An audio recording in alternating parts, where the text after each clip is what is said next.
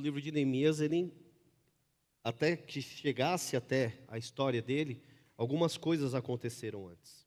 É importante a gente saber, então, esse panorama. Israel viveu um período que nós chamamos de Reino Unido, onde que por quase 120 anos, aliás, por 120 anos exatamente, houve o Reino Unido de Israel. Reino Unido esse que foram governados 40 anos por Saul, 40 anos pelo rei Davi e depois 40 anos pelo rei Salomão. Mas depois de Salomão, o filho dele, Roboão, ele assume o trono. E assim que ele assume o trono, o povo chega diante de Roboão para fazer uma petição diante dele. Eles dizem: o seu pai nos trouxe um jugo muito pesado. Alivia esse jugo para que a gente então te sirva. E que jugo era esse? Salomão havia instituído impostos muito altos por conta da construção do templo. Mas agora que o templo já estava construído, já não havia necessidade que esses impostos continuassem tão alto. E foi uma petição justa do povo em dizer: olha, diminui esse jugo sobre nós para que a gente te sirva. E Roboão foi pedir conselhos aos anciãos. Nós não sabemos se Roboão é aquele filho de Provérbios que Salomão está instruindo, mas ele foi buscar então sabedoria na multidão de conselhos. E os anciãos, o conselho que os anciãos dão a ele é: se você servir este povo e atender este pedido, eles te servirão para sempre. Então atenda o pedido do povo. Mas Roboão não achou muito bom esse conselho. E ele preferiu então consultar os seus amigos, os amigos que cresceram com ele, os mais jovens que passaram toda a infância com ele e cresceram junto com ele. E o conselho dos mais jovens foi: Roboão, eu acho que se você ceder este povo agora, eles jamais te respeitarão. Se eu fosse você, eu faria que eles tivessem um jugo ainda pior. Aumente ainda mais o jugo do que o seu pai fez, porque senão eles nunca te respeitarão. E eu quero que vocês comecem abrindo comigo lá em 1 Reis, capítulo 12. Nós vamos ler os versículos 12 até o 14. Justamente para a gente verificar qual foi a resposta então de Roboão para o povo, depois dele ter ouvido os dois conselhos. 1 Reis, capítulo 12, versículos 12 a 14, que diz: Veio, pois, Jeroboão e todo o povo ao terceiro dia, a Roboão como o rei lhe ordenara, dizendo: Voltai a mim ao terceiro dia. Dura resposta deu o rei ao povo, porque desprezaram o conselho que os anciãos lhe haviam dado. Ele falou segundo o conselho dos jovens, dizendo: Meu pai fez pesado o vosso jugo, porém eu ainda o agravarei. Meu pai vos castigou com açoites, eu, porém, vos castigarei com escorpiões. E é justamente isso que Roboão responde ao povo. E essa dura resposta de Roboão fez com que Israel fosse dividido em reino do norte e reino do sul. O reino do sul constituído pelas tribos de Judá e Benjamim, e o reino do norte constituído com as outras 10 tribos. Esse reino do norte montou a primeira capital chamada Siquém, que depois virou Samaria, e daí vem os samaritanos. Então, desde essa época, judeus e samaritanos já não se davam bem. E lá em Samaria, então, eles instituem um altar, justamente para que aquelas tribos ali não descessem até Judá para adorar a Deus no templo. O rei de lá pensou: se eu fizer um altar aqui, eles não precisarão ir até lá e eu não perderei eles. Só que, conforme a gente vê na história, essas 10 tribos, esse reino do norte, teve 19 reis. E esses 19 reis fizeram aquilo que não agradava o Senhor. Até que então a Síria toma e destrói toda a religiosidade deles. O reino do sul, então, não foi muito diferente. Tiveram 20 reis e apenas 8 fizeram aquilo que agradava ao Senhor. E eles viviam nessa inconstância de uma hora aparecia um rei que adorava o Senhor e fazia o que agradava a Deus, e outra hora aparecia reis que faziam coisas que desagradavam ao Senhor. E a grande esperança do reino do sul era o templo que estava lá. Eles pensavam: enquanto nós tivermos o templo aqui, tudo caminhará bem. Até que um dia, por conta da negligência da adoração que eles realizavam a Deus, eles são tomados pela Babilônia. Eles são exilados para a Babilônia, e através das profecias do profeta Jeremias, a gente sabe que isso vai durar 70 anos. Esse exílio durará 70 anos. Só que Babilônia também cai. Se vocês lembrarem, Belsazar, quando assume, ele dá uma festa, utiliza os utensílios do templo como sinal de zombaria, até que uma mão misteriosa escreve na parede, dizendo que ele foi achado em falta, que aquele reino seria tomado dele. E é o que acontece. Na mesma noite, Belsazar é morto.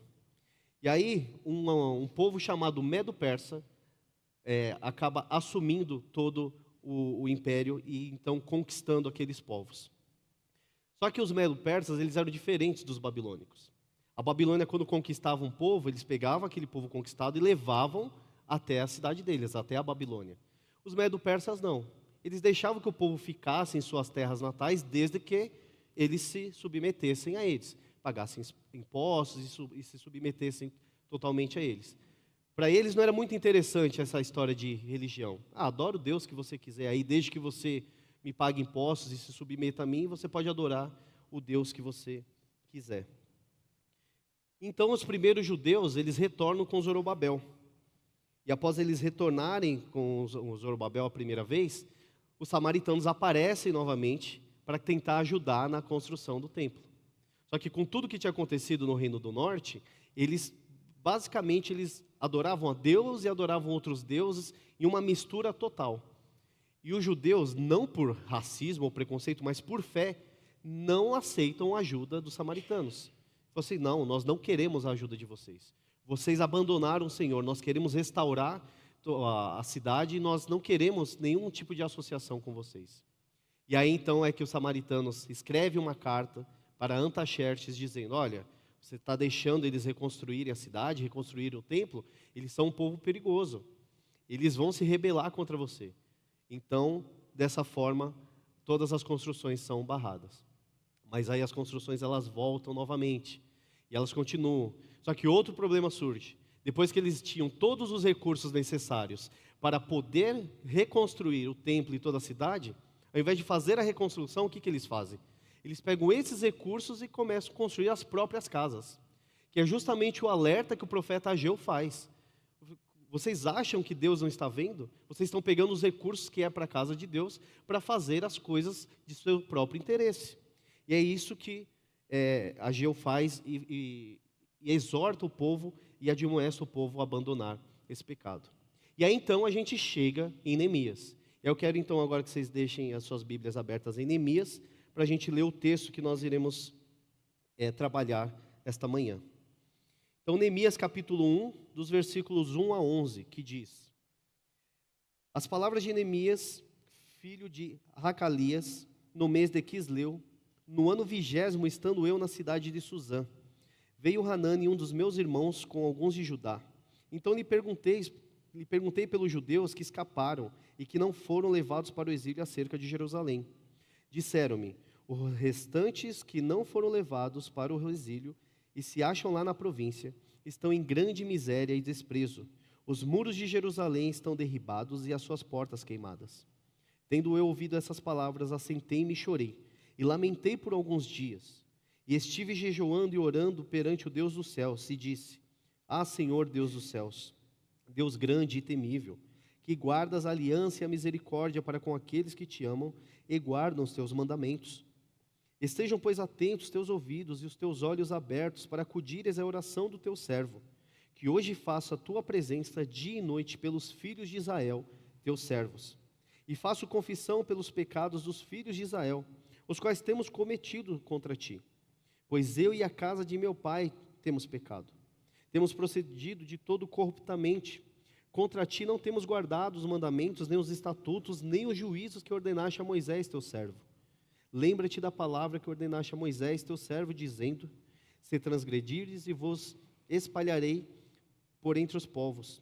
Mas, se vos converterdes a mim, e guardardes os meus mandamentos, e os cumprirdes, então, ainda que os vossos rejeitados estejam pelas extremidades do céu, de lá os ajuntarei e os trarei para o lugar que tenho escolhido, para lhe fazer habitar o meu nome.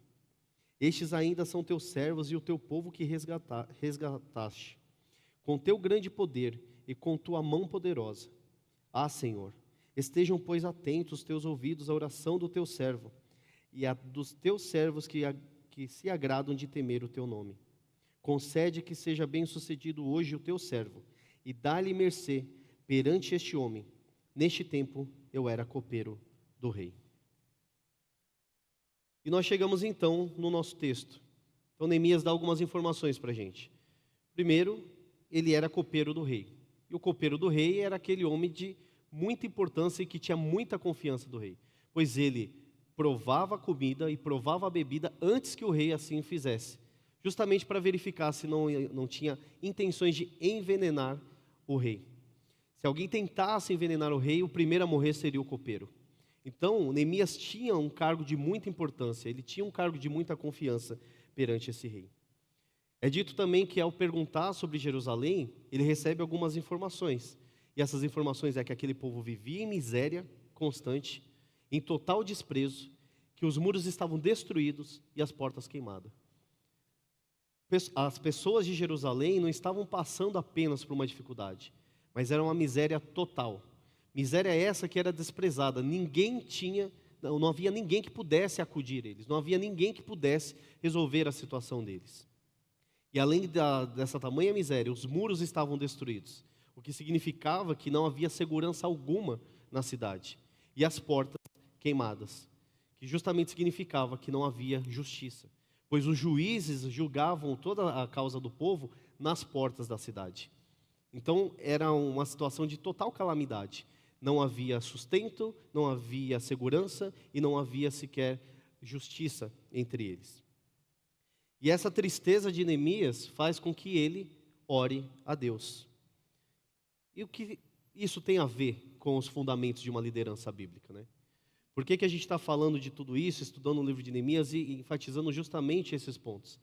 Estamos enfatizando justamente isso, porque o primeiro ato de um bom líder, daquele que quer ter uma liderança bíblica, é orar ao Senhor. Orar ao Senhor é o fundamento principal daqueles que querem exercer uma boa liderança. Como já foi dito, Neemias tinha um cargo de muita importância. E ele não só fez algo a respeito sobre a reconstrução dos muros, como ele ainda teve que motivar refugiados que estavam totalmente frustrados, desanimados e sem esperança alguma. Não foi só um trabalho que ele teve que fazer, foi um trabalho que ele teve que realizar junto com pessoas que já não tinham esperança alguma de realizar a tarefa. E aí nós lemos depois, no final de tudo, que em 52 dias, Neemias terminou a reconstrução dos muros. E vemos que Neemias, então, ele faz isso, não pela força do braço, ou porque ele era muito inteligente, ou porque ele, então, conseguiu fazer um bom planejamento somente. Mas ele tinha intimidade com o Senhor. E essa intimidade com Deus fazia com que ele orasse, fazia com que ele tivesse piedade pessoal, e essas coisas garantiram a ele que ele conseguisse realizar as coisas com sabedoria, com paciência, com perseverança. E é justamente isso que Neemias faz na reconstrução dos muros. Eu sei que muitos que estão aqui devem estar se perguntando, eu quero ser um bom líder, mas eu acho que eu não tenho muita aptidão para a liderança. Eu quero realmente realizar essas coisas, eu quero liderar o meu lar, eu quero criar bem os meus filhos. Ou até você que é solteiro, eu quero me preparar para essas coisas. Saiba que todos nós que estamos aqui, todos os homens que estão aqui, nós já somos líderes. O que nós precisamos aprender, na verdade, como ser um bom líder e não ser um mau líder. Não tenham em mente que o líder, o bom líder, ele nasce pronto. Ninguém vai nascer pronto. A boa liderança, ela deve ser aprendida. Ela deve ser desenvolvida. Ou vocês acham que os apóstolos que eram pescadores nasceram bons líderes? Que era algo inerente a eles já. Talvez vocês possam lembrar de casos como Davi, Moisés. Essas coisas foram trabalhadas no coração dele pelo próprio Deus. Eles foram chamados para liderar. E é por isso que nós devemos identificar em nossas vidas qual é o nosso chamado de liderança principal. Onde nós temos que aplicar de forma primordial a liderança que Deus nos deu. E esse está um ponto importante. Nós precisamos identificar isso. Não adianta a gente fazer o link e dizer, Assim como os pescadores se tornaram apóstolos, eu também me tornarei um apóstolo. Assim como Davi foi um grande líder, eu também serei um grande líder. Esse tipo de comparação não vai funcionar. Essa comparação só é válida para que você verifique que homens comuns, como eu e vocês, foram bons líderes.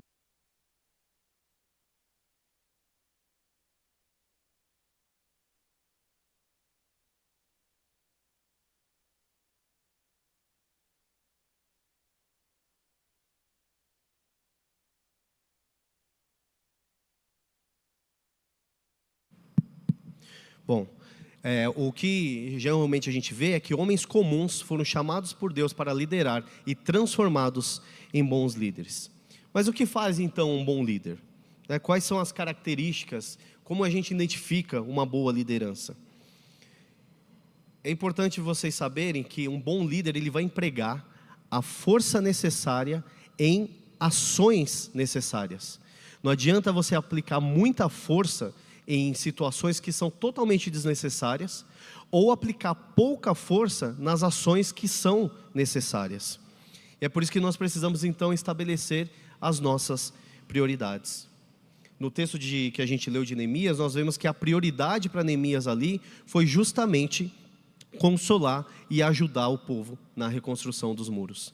Neemias viu a necessidade e ele então foi chamado por Deus para justamente liderar esse povo.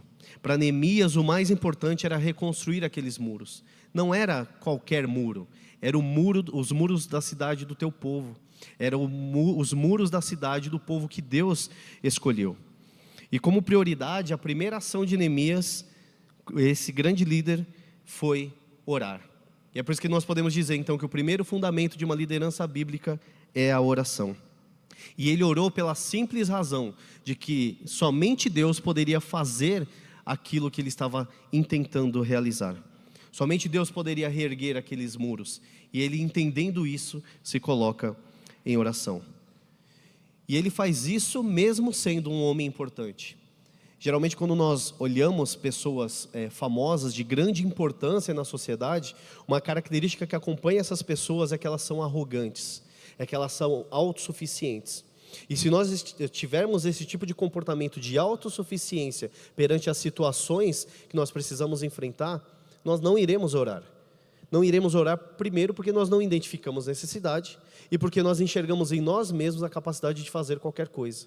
Mas a oração é uma atitude de submissão a Deus, entendendo que nós somos totalmente dependente dele.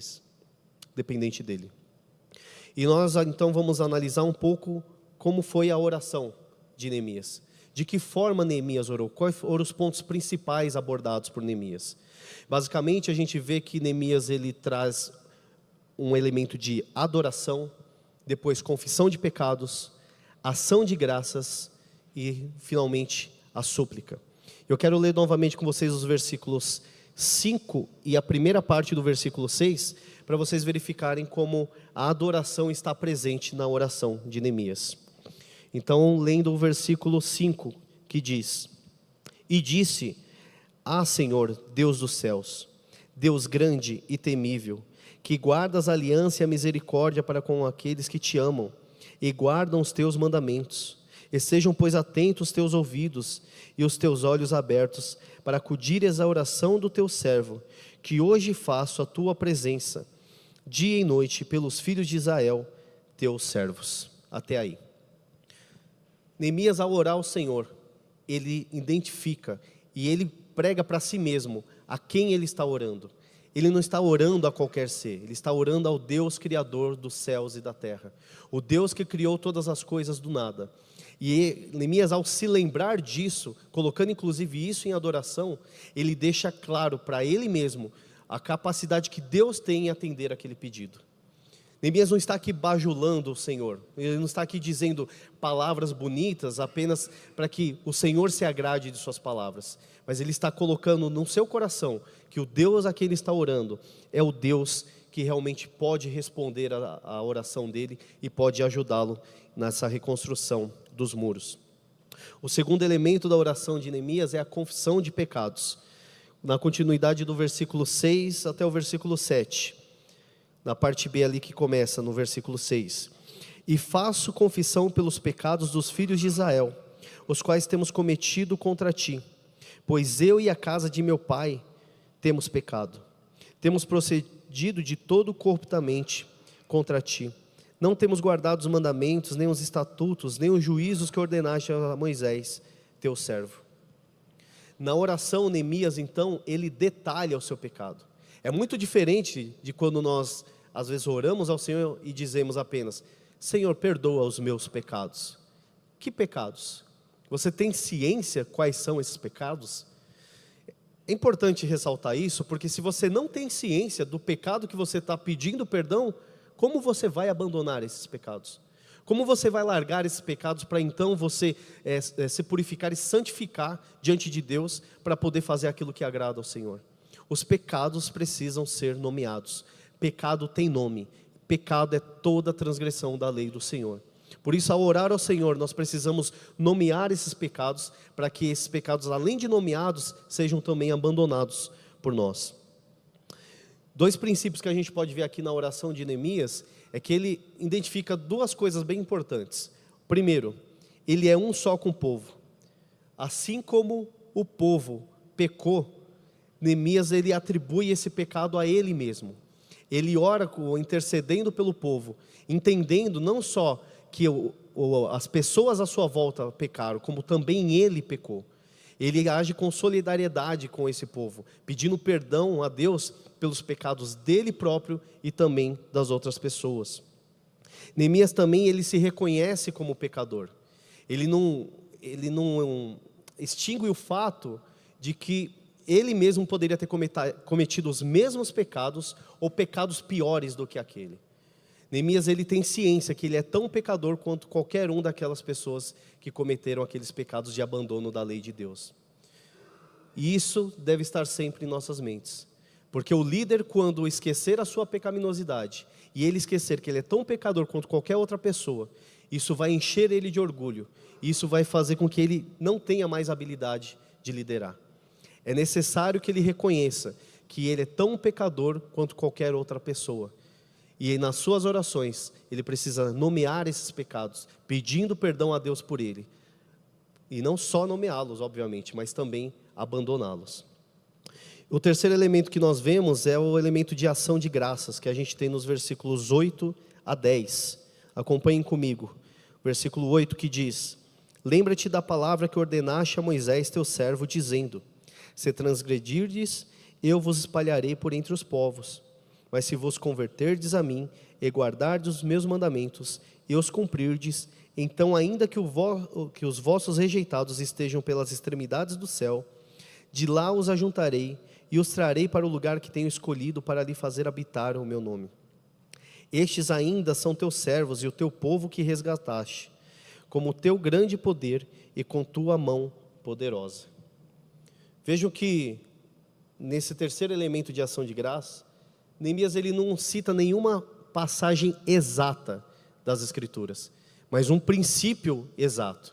Se nós lermos os capítulos 28 a 30 de Deuteronômio, nós vamos verificar justamente esse princípio na lei de Deus. O que basicamente Neemias está dizendo é que aqueles que obedecerem ao Senhor serão abençoados, e aqueles que desobedecerem ao Senhor serão amaldiçoados.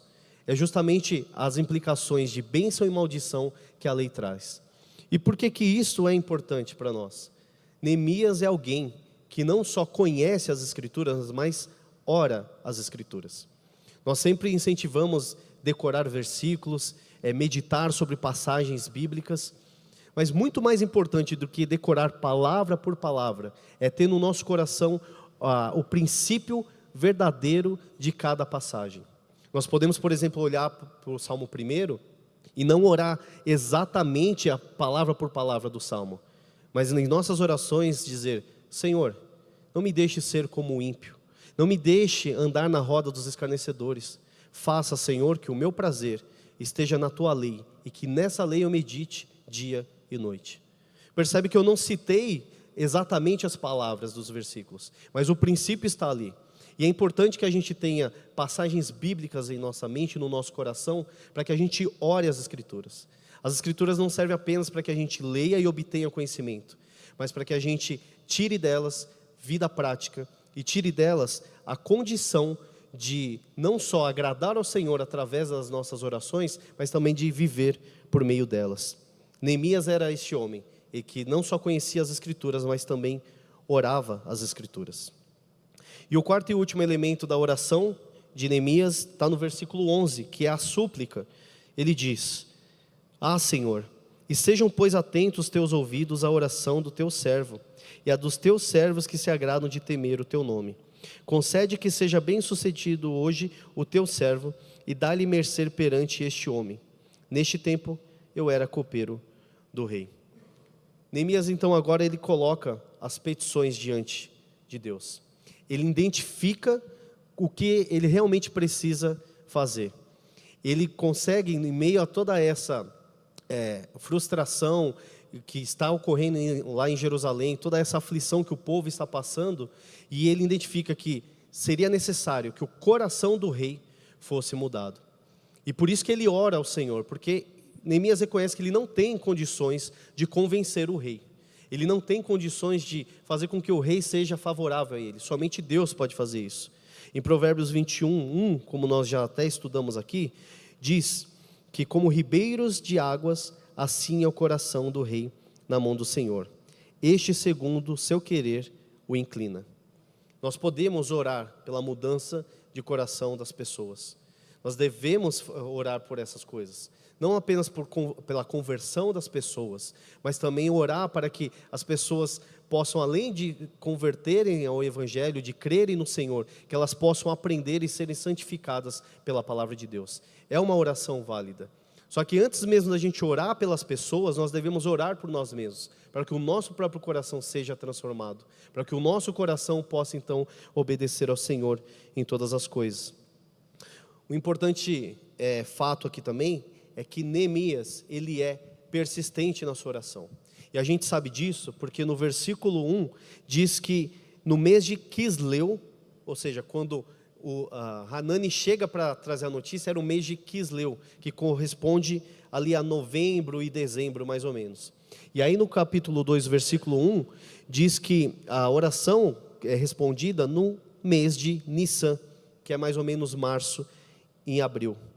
Então, em outras palavras, Neemias esteve orando ali por pelo menos 4, 5 meses, pela mesma coisa, pela mesma situação. Ele perseverou em oração sobre essas coisas. Neemias não orou em um certo momento e depois todas as coisas ocorreram. E eu não estou dizendo que Deus não pode fazer isso. Deus pode responder às nossas orações de forma imediata e instantânea, mas Ele também nos prova e nos santifica através da perseverança na oração. De forma prática, com tudo isso que a gente leu, nós percebemos então que o líder é aquele que enxerga as necessidades dos outros. O próprio nome Neemias significa aquele que consola, aquele que alivia o sofrimento. Então o líder é aquele que, vendo a necessidade dos outros, não só sofre com elas, mas faz algo a respeito. Neemias, ele percebeu essa necessidade, e ele não só percebeu, ele sofreu por elas, ele chorou por elas, e ele fez algo a respeito. Ele queria justamente consolar aquele povo e aliviar o sofrimento deles. E é justamente isso que Neemias fez. Mas antes, e mais importante do que ele ter sofrido por essas coisas, Neemias, além de sofrer por elas, ele orou. Ele se colocou diante de Deus em submissão para poder justamente realizar essas atividades. Neemias era alguém importante, né, naquele governo, era alguém de confiança. Podemos dizer que era alguém do governo da região. Se a gente analisa e verifica o nosso governo hoje, vocês acham mesmo que o nosso governo está tão preocupado com o sofrimento do povo? Tão preocupado com o sofrimento alheio? Essa semana, pelo menos 2 irmãos mandaram algumas mensagens sobre a questão de pedofilia que ocorre lá na ilha de Marajó. E é algo terrível, algo que enoja a gente, que nos enche de ira. Será que o governo está tão preocupado com essas coisas? Será que o governo está preocupado com as pessoas que estão na miséria, estão passando dificuldade? E eu nem preciso pedir para vocês responderem, porque eu tenho absoluta certeza que vocês responderiam com um sonoro não. E tudo bem, eu concordo com vocês. Mas e nós? Como nós temos respondido ao sofrimento das outras pessoas? Como nós temos respondido em relação a essas aflições que as pessoas passam? Talvez você fique pensando em como Deus poderia te chamar. Você muitas vezes deve ter se perguntado, ou se pegou pensando, eu preciso esperar o chamado de Deus para algo. Eu preciso ser chamado por Deus. E às vezes a gente fica esperando esse chamado, assim como Moisés foi chamado. Você vai querer andar na rua, ver uma sarça ardente pegando fogo, aí você vai chegar perto e falar, olha, essa sarça aqui, ela está pegando fogo, mas não se consome. E aí você vai ouvir a sua voz, né? Devanir. E você, eis-me aqui, Senhor. Irmãos, eu não estou dizendo que isso não pode acontecer. Mas a maioria dos chamados que nós temos acontece quando nós verificamos as necessidades das pessoas. Nós olhamos aquela necessidade, então nós nos colocamos à disposição para poder ajudar. Nós nos colocamos à disposição para resolver o problema, para consolar aquelas pessoas, para então diminuir este sofrimento. Muitos de nós somos chamados dessa forma, e seremos chamados dessa forma. E você não precisa ficar se preocupando com situações que ainda estão por vir. Eu posso quase ter 100% de certeza de que todos nós conhecemos a necessidade de alguém, que conhecemos a aflição de alguém que precisa ser resolvida e que você pode fazer algo a respeito. Então, nós precisamos de forma ativa fazer algo a respeito disso. Só que eu também não quero que vocês se preocupem apenas com o sofrimento alheio e externo. É preocupante quando as pessoas estão tão interessadas no sofrimento alheio, mas não olham para o sofrimento daqueles que estão perto de você. Seja a sua esposa, os seus filhos, os seus pais, seus amigos, seus irmãos em Cristo. Essas pessoas estão próximas de você e você pode observar o sofrimento dessas pessoas de maneira mais prática. Só que o que geralmente a gente ouve é que homens, principalmente, fogem dessas necessidades de pessoas próximas porque dá muito trabalho. Dá muito trabalho aliviar o sofrimento dos pais, dos filhos, da esposa, dos irmãos em Cristo. E eu concordo com vocês, realmente dá muito trabalho. Mas sabe de uma coisa, meus irmãos? Esse trabalho é nosso. É o trabalho que nós devemos realizar.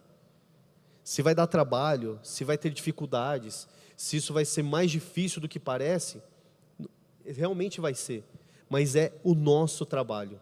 E nós não podemos fugir deste trabalho. Nós não podemos simplesmente aplacar a nossa consciência dizendo, bom, eu fiz uma breve e mínima doação ali em dinheiro e está tudo tranquilo. Envolva-se na vida dessas pessoas. Esteja caminhando com essas pessoas. As pessoas não precisam só de dinheiro. As pessoas precisam principalmente da palavra de Deus. Essa é a esperança das pessoas. A esperança das pessoas é que você pregue a elas o Evangelho. Você quer ser um bom líder? Você quer realmente exercer essa liderança de uma forma bíblica?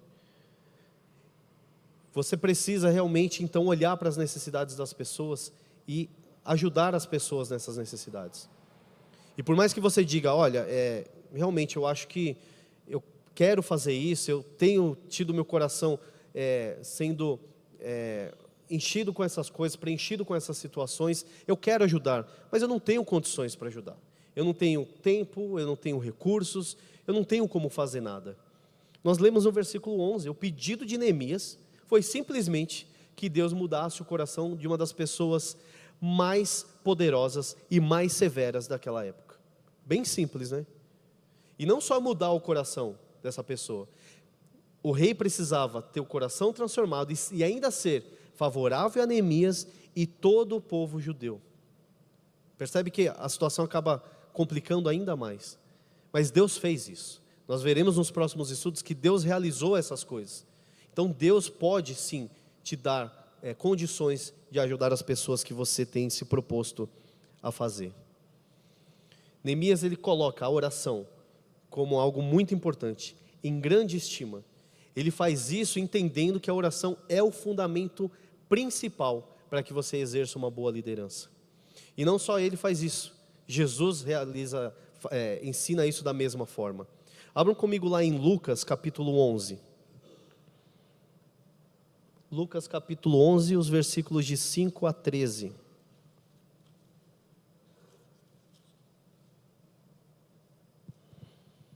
Nós vamos verificar como Jesus dá um exemplo prático de como nós devemos orar e como essa oração ela é atendida por Deus.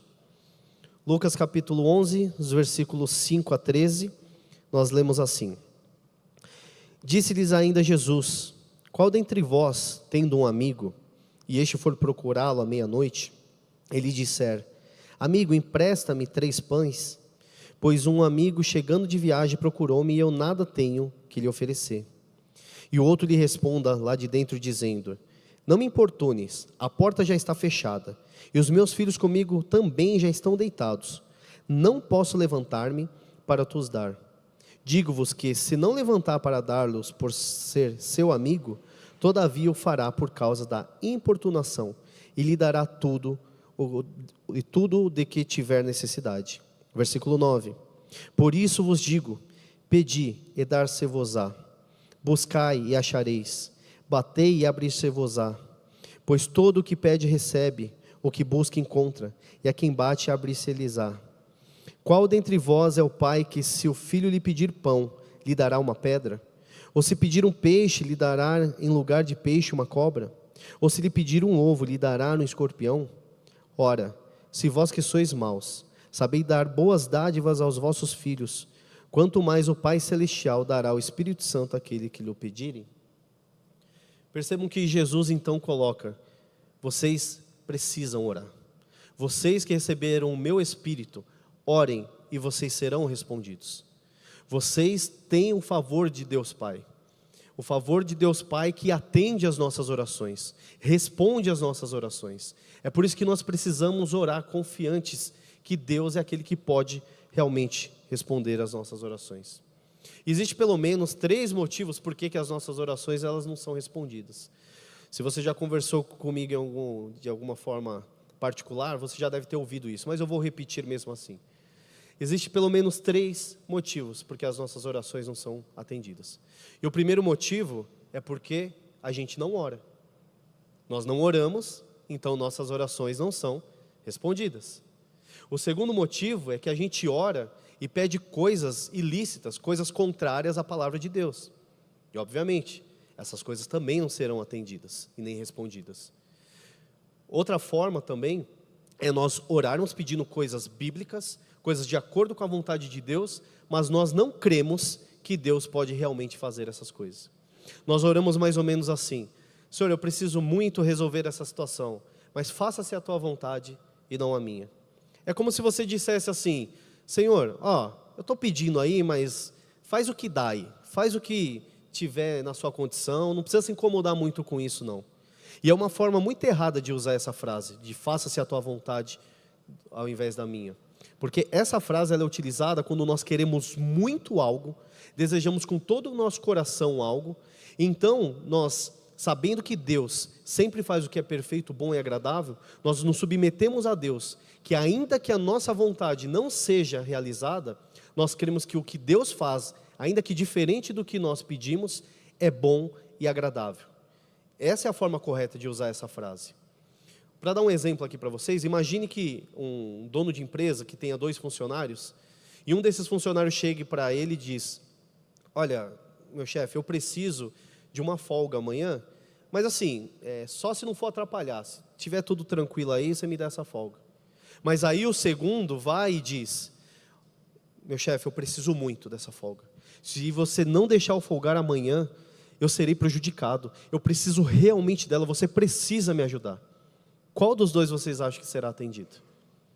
Obviamente que o segundo será atendido. E eu não estou querendo dizer aqui que nós precisamos convencer ao Senhor. Nós não precisamos convencer a Deus da nossa necessidade. Ele sabe qual é a nossa necessidade. O ponto aqui é que um dos funcionários estava com o coração contrito. Quando nós nos chegamos diante de Deus com o coração contrito, Deus não desprezará. Porque todos aqueles que chegarem a Ele em oração, pedindo as coisas de acordo com a sua vontade, crendo que essas coisas já ocorreram, serão atendidos e serão respondidos. É por isso que o coração contrito e dependente do Senhor é um coração que Deus não despreza. E minha oração, irmãos, é que esse grupo de homens aqui, que os homens da nossa igreja, sejam homens modelos para a nossa congregação. Que as pessoas possam olhar os homens da igreja e ver como uma referência de piedade e fé em Deus. Que as pessoas possam olhar para nós e verificar, aí está alguém que teme ao Senhor. Aí está alguém que é submisso a Cristo Jesus. E nós temos que ser esses modelos não só para a igreja. Devemos ser esses modelos para as nossas famílias. Nós temos que ser esses modelos em nossos trabalhos, em nossas faculdades, seja lá onde nós estivermos, porque a nossa vocação é sermos filhos de Deus. Nós devemos andar de acordo com essa vocação que nós fomos chamados. E eu não sei qual é a necessidade de cada um de vocês, qual é o problema que vocês precisam enfrentar, qual é as situações que vocês precisam resolver, quais são as necessidades que você precisa atender, seja suas próprias necessidades, as necessidades de suas famílias, ou necessidades de pessoas que vocês conheçam. Mas eu sei que se vocês se colocarem em oração diante de Deus, pedindo a Ele condições de realizar essas coisas, você vai realizar. Neemias realizou através do poder de Deus. Ele reconstruiu os muros de Jerusalém, porque ele confiou no Senhor. E nos próximos estudos nós vamos verificar como de forma prática e ativa, Neemias não ficou somente na oração. Ele com sabedoria que foi dada por Deus, ele conseguiu concluir esse trabalho. Então que a partir de hoje, se nós estamos com uma vida de oração meio capenga, meio sem zelo, negligenciando essa área, eu peço que vocês se coloquem em oração. Coloquem em oração diariamente. Que vocês não façam nenhuma outra coisa no dia que não seja primeiramente orar e pedir ao Senhor que os ajude naquele dia. Que ajude vocês a cuidar das necessidades das pessoas. E é por isso que eu quero agora convidá-los a orar a esse Deus, para que nós tenhamos plenas condições, confiando que Deus pode fazer isso em nossas vidas. Feche seus olhos. Senhor Deus, agradecemos ao Senhor por este estudo no livro de Neemias. Pedimos, Senhor, que essa história que o Senhor deixou escrita para nós na Tua Palavra, nos sirva não apenas para reverenciar o que Neemias fez, mas que nós podemos olhar mais a fundo e olhar para a fé que Neemias teve, na fé inabalável que ele tinha no Senhor, crendo que o Senhor é capaz de fazer absolutamente tudo que nós pedirmos em oração. Portanto, que nós tenhamos essa confiança, que nós não venhamos agir contrariamente às Escrituras, que nós não venhamos agir com a força do nosso braço, confiando que nós somos capazes de fazer algo, mas nós confiamos que o Senhor pode sim fazer as coisas através das nossas atividades, desde que nós nos submetamos a Ti.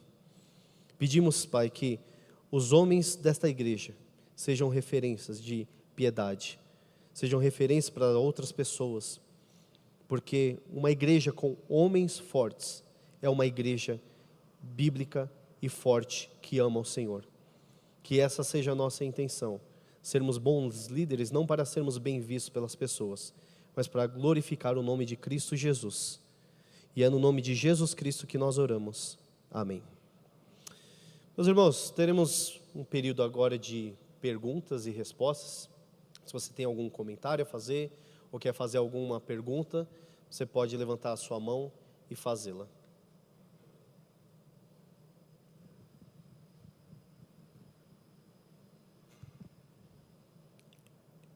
Primeiro, obrigado pelo estudo, pelo material rico que você trouxe para a gente hoje.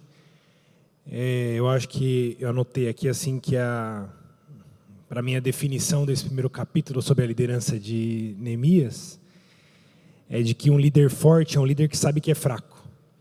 E essa é a antítese para o tipo de liderança que a gente aprende fora das Escrituras, né? A gente cresce aprendendo de que um bom líder é aquele líder que se impõe, aquele líder que mostra a sua força, sabe que é forte, se garante. É o que você estava falando no começo, é a linguagem dos coaches, né? Não, você é forte, você tem força, você consegue desbloquear a tua mente, você consegue virar a chave porque tem força dentro de você, olha para você. E o mundo tenta construir uma liderança com base na força interna, na força interior. Mas é interessante quando a gente vai para a Escritura, de que, e aqui no exemplo de Neemias, né, a primeira evidência que nós vemos da liderança dele é que ele sabe que é fraco, e por isso ele vai buscar um Deus que é forte, né? E o começo da sua oração, exaltando um Deus que é grande, poderoso, ele vai buscar força fora dele, porque ele sabe que ele é incapaz, ele não vai conseguir liderar essa reconstrução do templo, dos muros, ele sabe que ele não vai conseguir convencer o rei, ele sabe que não tem chance, né? Mas quando ele, ao mesmo tempo, sabe que é fraco, mas sabe também que o Deus dele é forte, e o Deus do pacto, como ele deixa claro na oração, esse Deus perdoador, misericordioso, ele pode ir a ele, clamar pela suficiência dele, pela força dele, né? Então, eu acho que um ponto essencial para a gente sair daqui assim de reflexão é que a nossa liderança, ela só vai ter alguma efetividade diante de Deus a partir do primeiro passo, que é saber que a gente não é capaz, a gente não é suficiente, a gente não é forte para isso, e por isso a gente precisa dessa dependência de Deus, né? E eu estava falando por que a gente não ora, né? E acho que também a gente não ora exatamente porque a gente acha que é forte. Se a gente soubesse que é fraco, a gente oraria. A gente não precisaria de estímulo para orar. A gente não precisaria de alguém falar, não, você precisa orar mais. Não, se eu sei que eu sou fraco e que eu tenho um desafio maior do que eu posso superar e que há um Deus que me ouve, que vai me... Eu não preciso de nenhum estímulo, nenhum esforço para orar. Eu vou clamar a esse Deus. Mas talvez a nossa falta de oração é porque a gente superestima quem a gente é. A gente superestima a nossa força, a nossa capacidade. Então eu não preciso orar, eu me garanto, né? Mas Neemias não. Neemias sabe que é fraco e por isso ele vai a esse Deus clamando, né? Então, eu acho que esse primeiro capítulo de Neemias mostra a força de Neemias na sua fraqueza, que Paulo fala, né? Quando eu sou fraco, é quando eu sou forte. Isso é o que faz um líder, né?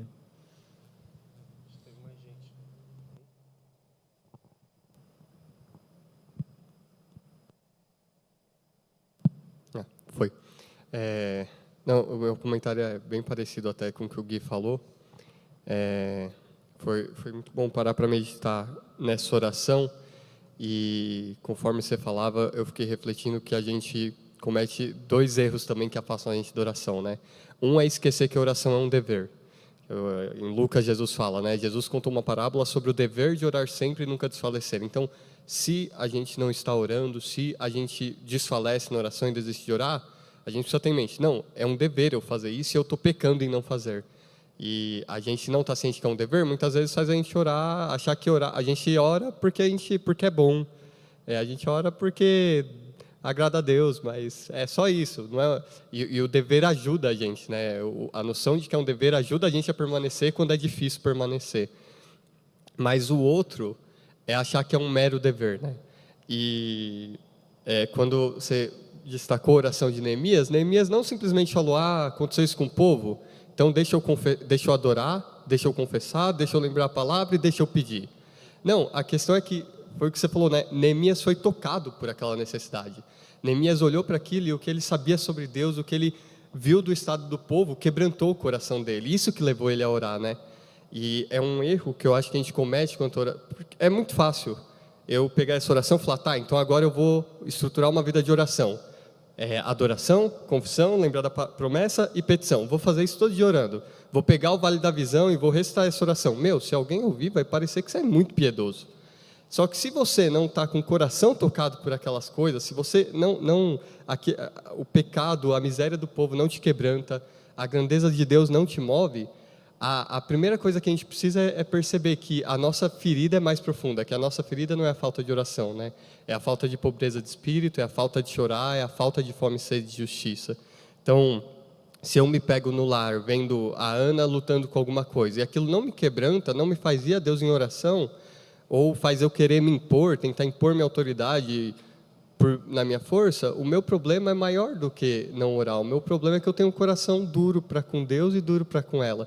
E minha primeira oração precisa ser essa, né? Precisa ser, Senhor, quebranta o meu coração, porque é mais do que o ato externo de orar, é o que você falou, né? Perceber isso e ir a Deus, e ter o coração pronto e com confiança para ir a Deus, porque é isso que vai produzir uma oração verdadeira e uma liderança cristã, bíblica, masculina, verdadeira e bondosa, né? E não simplesmente insegura, impositiva, algo do tipo.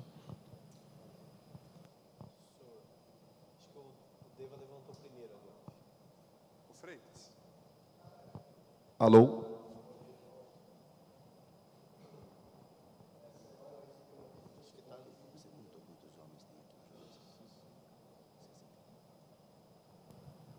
Bom dia, irmãos. Essa semana eu recebi uma visita ilustre no meu lar. E numa das nossas conversas eu citei um versículo que se encontra no Evangelho de João, capítulo 9, versículo 31, que diz assim, o apóstolo falando: mas sabemos que Deus não atende a pecadores, mas aquele que é temente a Deus e faz a sua vontade, a esse ele atende. Existem alguns versículos que correspondem a esse versículo também aqui. Então, o que me vem à mente? Se vivemos uma vida cristã completamente alienado às coisas de Deus, você pode orar 300 vezes por dia. Não importa a necessidade. Mas se o seu coração verdadeiramente não tiver focado naquela necessidade, por graça e misericórdia àquela pessoa que está necessitada, Deus ele não vai atender. O exemplo foi lá em Neemias 11, que o Renato leu. Ele se quebrantou diante de Deus. Ele reconheceu que pelas suas próprias forças, jamais ele podia alcançar o objetivo que ele colocou no coração. Porque, afinal de contas, ele estava preocupado com o povo de Deus, o povo de Israel. E ele se humilhou diante de Deus, clamou a Deus para que Deus mudasse o coração do rei Artaxerxes. E Deus fez isso. Então, o exemplo para nós fica: como é que está a nossa vida cristã diante de Deus? Será que nós somos verdadeiros aonde quer que nós estejamos? Será que a nossa vida cristã está sendo uma vida sintonizada com as coisas de Deus? Fica a pergunta. Até o que você falou aí de Deus não ouve a oração de pecadores, né? Ele não ouve a oração de ímpios, porque o ímpio não ora. Aquele que está alienado à palavra de Deus, ele também não ora. Então ele nunca será respondido, porque ele de fato não ora, né? Não existe uma situação de que o crente orou e de forma alguma ele não foi respondido. Pode ter sido respondido não de uma forma diferente do que ele queria, mas ele foi respondido. Então esse é um ponto muito importante, porque os ímpios, aqueles que são alienados a Deus, eles não vão sequer orar, né? Foi o que o Guilherme falou. Se você não se reconhece fraco, você não ora, porque você é autossuficiente. Você acha que consegue resolver todas as coisas. Então, assim, é um ponto realmente muito importante para a gente avaliar. A gente não está orando? Peraí, provavelmente eu tenho me inclinado mais às coisas da carne do que me inclinado às coisas do Espírito. E se eu só consigo me inclinar para as coisas da carne, somente para as coisas da carne, a outra pergunta é: eu sou de fato um verdadeiro cristão? Então é sempre mais profundo do que a gente acha que é isso, né? A oração não é simplesmente: hoje eu não orei. Peraí, por que eu não orei? O que eu fiz de diferente na minha rotina que não me levou a orar? Como assim eu acordei e em nenhum momento do dia eu orei? O que me motivou a isso? O que tem ocupado a minha rotina, o que tem ocupado a minha mente e meu coração para que eu não ore? Então são perguntas que nós devemos constantemente nos fazer, porque orar não é assim, se vocês orarem, o crente ora, ele ora, e não é apenas, como o Beto falou, um dever, mas é um deleite do cristão orar ao Senhor, né? Renato, nessa linha, Edeva, você estava falando que se importar com os irmãos, às vezes dói, né? Preocupa, dá sobrecarga, né? Dá sobretrabalho, né? Mas o versículo 2 diz assim: Hanani, um dos meus irmãos, veio de Judá com mais alguns homens. Perguntei-lhes pelos judeus que voltaram, os que sobreviveram ao cativeiro, e a respeito de Jerusalém. Nós aqui estamos em 60 homens, né, mais ou menos, né, Vitor? E eu vejo que nós, como essa comunidade, nós deveríamos ter a iniciativa de perguntar para os irmãos aqui dentro como é que está a sua vida, como é que está a sua vida de oração, como é que está a sua vida familiar, se está passando por alguma dificuldade. Eu vejo que os homens, isso é a gente pensa num processo, mas eu vejo que os homens precisariam estar mais próximos uns dos outros, se não com todos, mas pelo menos com algum, para que a gente pudesse se importar com a vida deles e saber se a gente pode ser útil em alguma área da vida que ele está passando por alguma dificuldade.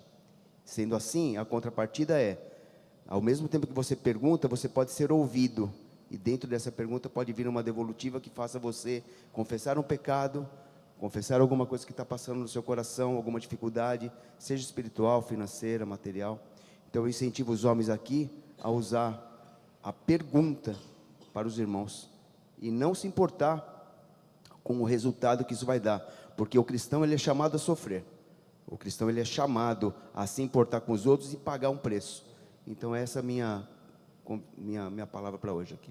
Obrigado, viu, Renato? Sim. Uma das perguntas mais mal feitas que existe é: tudo bem? A gente pergunta tudo bem, mas a gente não quer a resposta.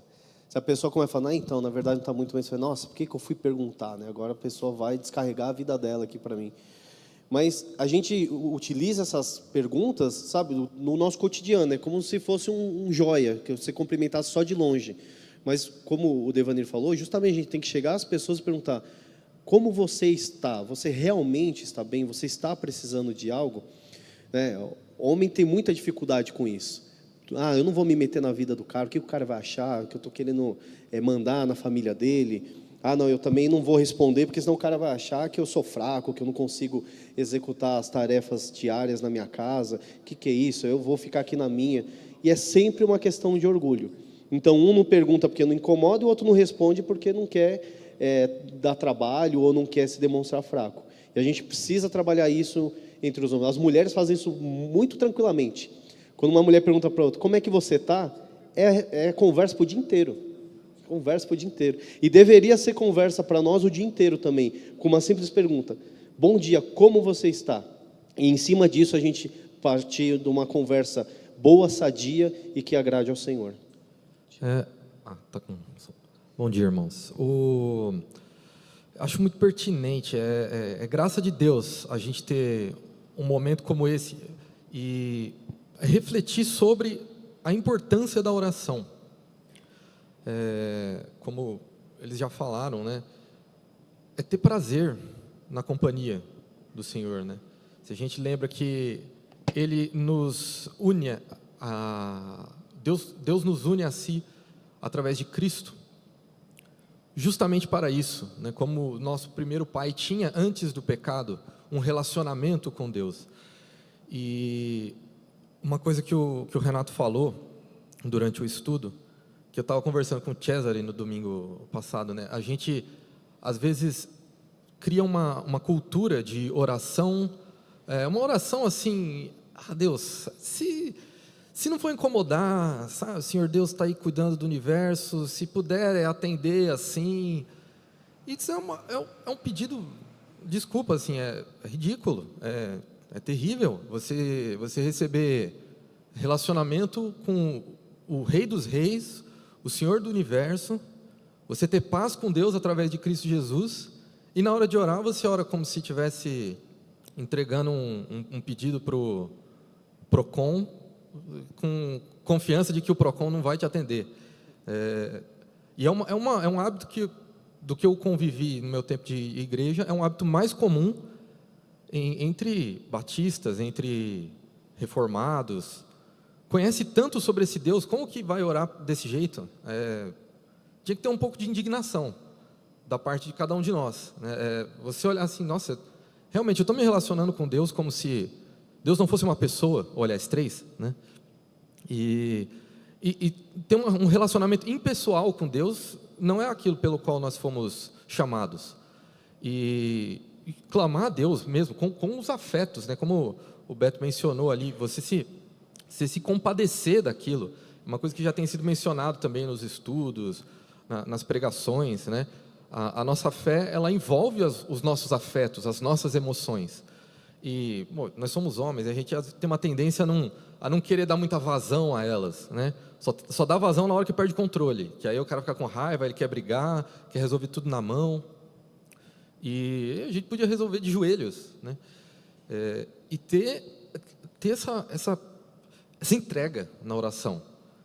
E isso, eu acho que o melhor lugar para praticar isso e se incentivar isso são os pequenos grupos. É você ter nos pequenos grupos, você dá espaço para orar. E orar mesmo, né? Não fazer essa entrega protocolar. É um relacionamento. É um relacionamento pessoal que você tem na sua oração privada e um relacionamento coletivo que nós temos com o nosso Deus. Não podemos perder isso de vista. Acho que... Bom dia, irmãos. Na verdade, assim, eu tenho um comentário, mas junto com uma pergunta.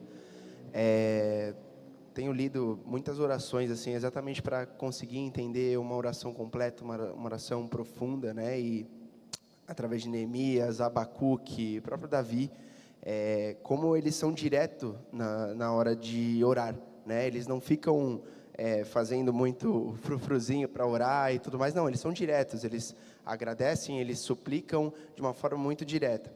E como vocês falaram já, todos aqui, sobre a gente não tentar fazer folclore na hora de orar, né? E ser direto, o pecado tem nome, como você disse. Né? Às vezes a gente acaba falando, que Deus tenha misericórdia de mim, que Deus tenha misericórdia da minha família.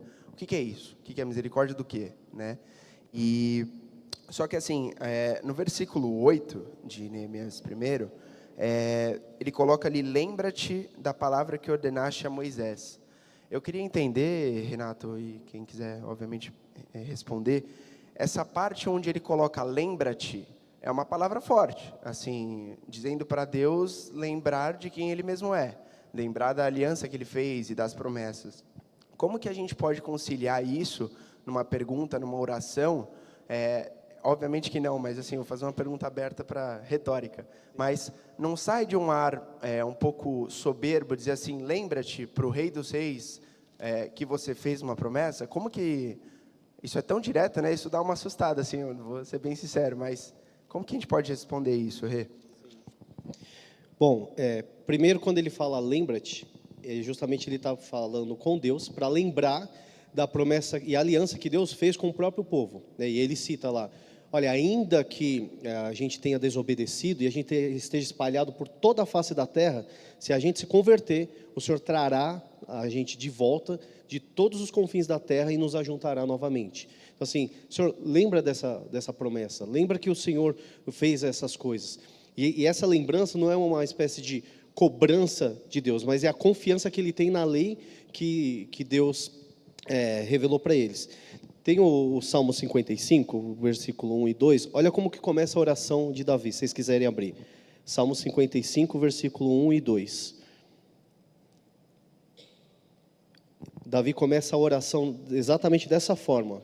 Como o Miguel falou, é direto. Vou esperar vocês abrirem no Salmo 55. Olha o que diz lá, ó. Dá ouvidos, ó Deus, à minha oração. Não te escondas da minha súplica. Atende-me e responde-me. Sinto-me perplexo em minha queixa e ando perturbado. A sensação que você tem de soberba, quando a gente olha para essas coisas, eu tenho quando eu leio boa parte dos Salmos, eu falo assim, como Davi é capaz de orar assim a Deus? Só que o ponto é que Davi ele não está sendo soberbo, é que nós temos uma baixa perspectiva de Deus. Davi sabe que Deus é o Deus que responde às orações. É por isso até no Salmo 5 ele diz assim, de manhã eu acordo, levo-te ao meu clamor e as minhas orações e fico esperando. Porque ele sabe que Deus vai responder a oração. Então assim, Davi tem Deus numa estima muito grande, ele sabe realmente quem é Deus. E aí quando dá essa situação de soberba, que foi justamente algo que eu tinha e eu tenho constantemente tentado trabalhar, não é soberbo, é que talvez eu não estou exaltando a Deus da maneira como Ele é. Eu não estou tendo fé suficiente nesse Deus que realmente responde às minhas orações. Então, quando Ele fala, Senhor, lembra-te da tua promessa, Ele está falando assim, o Senhor é aquele que prometeu e é fiel e justo para cumprir, porque o Senhor não é homem para que minta. Então ele está exaltando a Deus, não é uma cobrança, ele está exaltando o Deus que não mente e cumpre a sua promessa. Ficou claro? Exatamente, reafirmando a confiança que ele tem.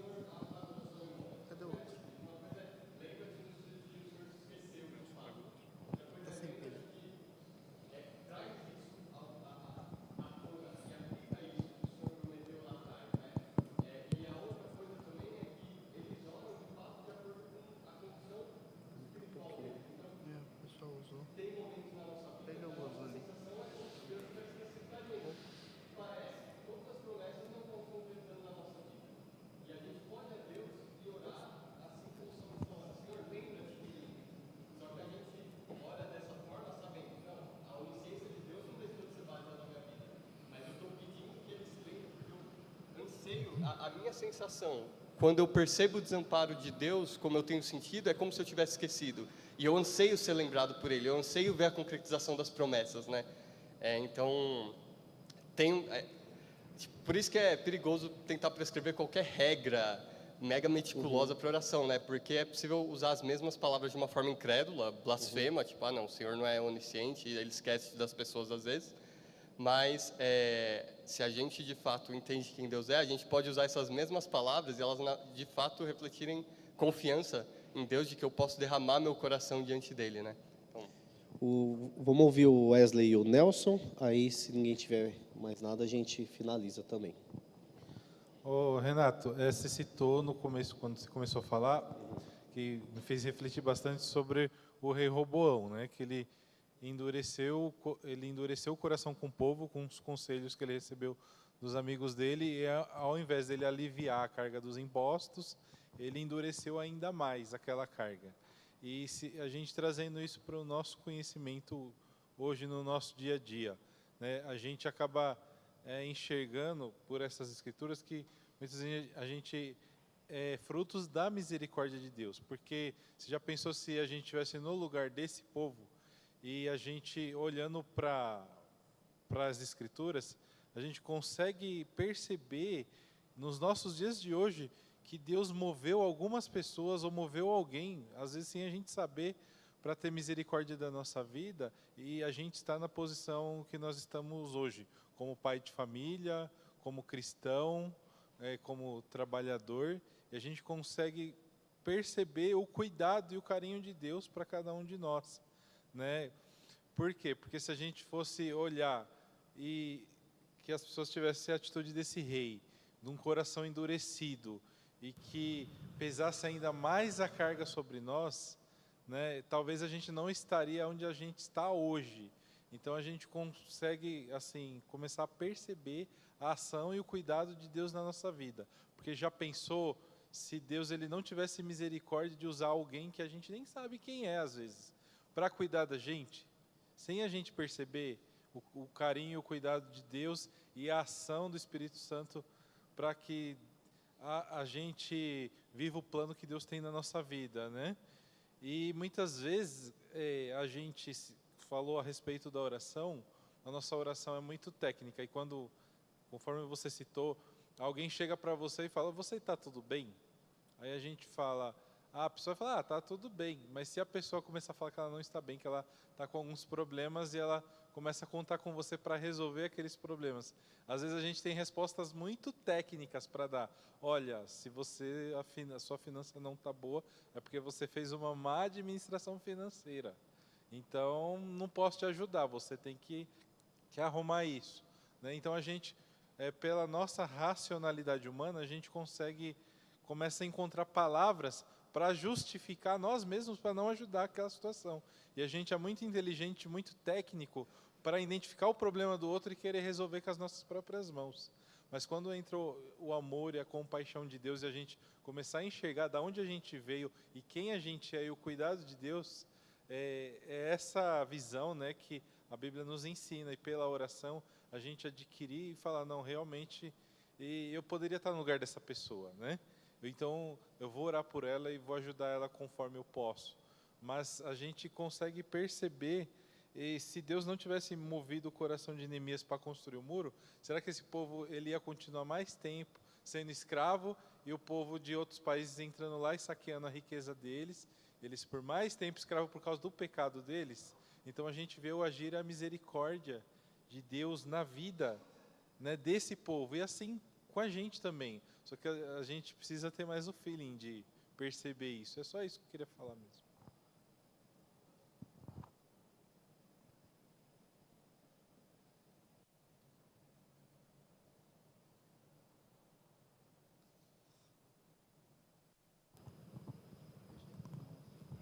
Duas coisas que você falou, né, de Roboão e o feeling com as pessoas. A gente age muito como Roboão, principalmente dentro dos nossos lares. Principalmente quando a esposa traz alguma demanda para a gente, e a gente nem precisa ser tão duro nas palavras para responder a esposa. Basta você não dar atenção, basta você negligenciar aquilo. Ela te traz uma demanda e fala, não, tá bom, depois eu...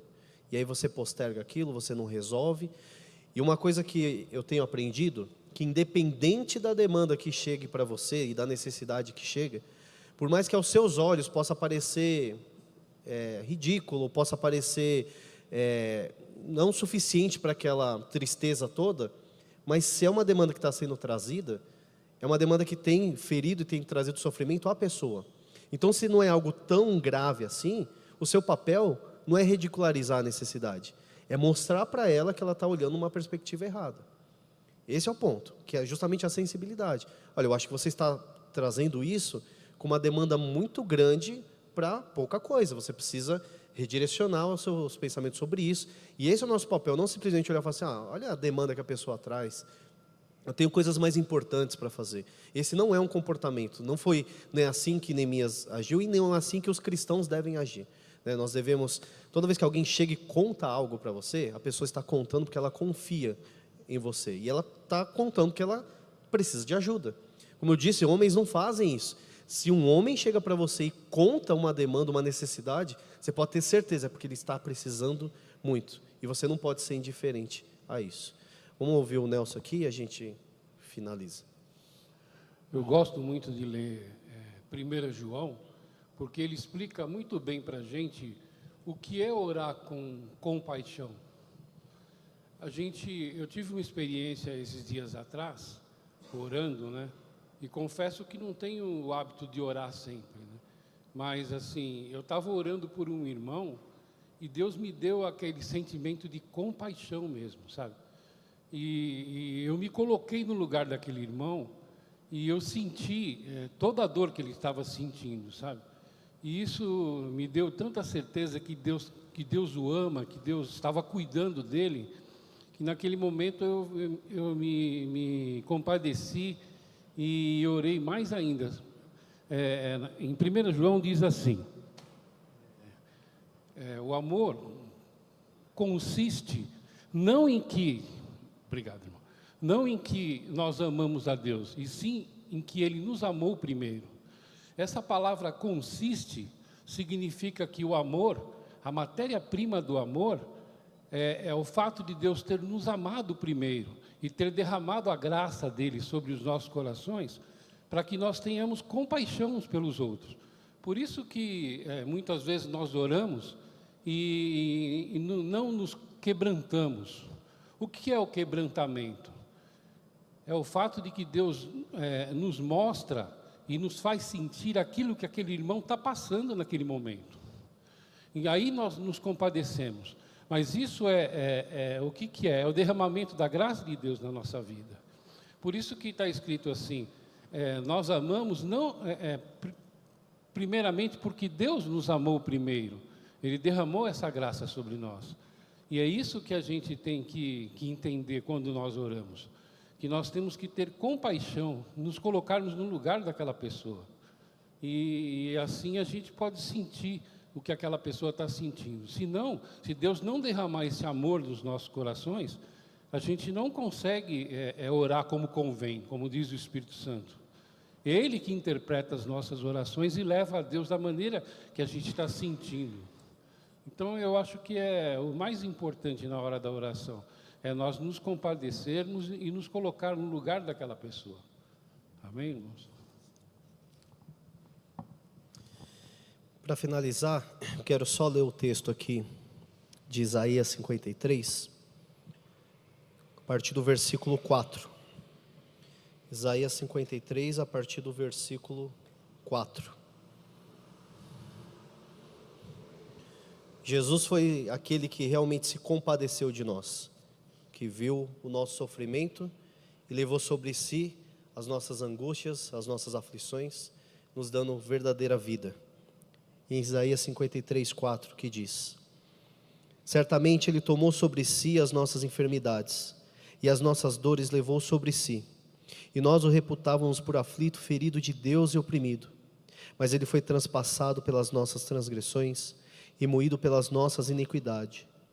O castigo que nos traz a paz estava sobre Ele, e pelas suas pisaduras fomos sarados. Que a nossa confiança depois do estudo de hoje não seja imitar Neemias, ou glorificar Neemias como um bom líder, mas que seja glorificar a Cristo Jesus, que veio morrer na cruz em nosso lugar para perdão de pecados e nos dar vida plena e abundante nele. Amém? Deus abençoe você, meus irmãos.